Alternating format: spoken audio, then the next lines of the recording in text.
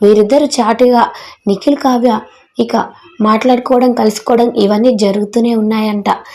అయితే మరి జనాల ముందు ఎందుకు ఇలా వీరిద్దరు బ్రేకప్ అయినట్టు ఇష్టమే లేనట్టు ఉంటున్నారంటే వీరిద్దరు కలిసిపోయారంటే ఏ షోస్కి వీళ్ళని పిలవరు కదా, వీరికి అంత ఫాలోయింగ్ ఉండదు కదా.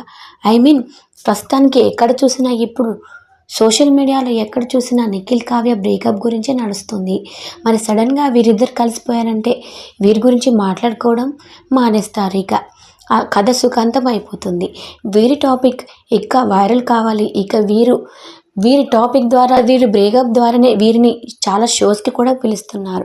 వీరు ఏ షోకి వచ్చినా ఆ షో హైలైట్ అవుతూ వచ్చేస్తుంది.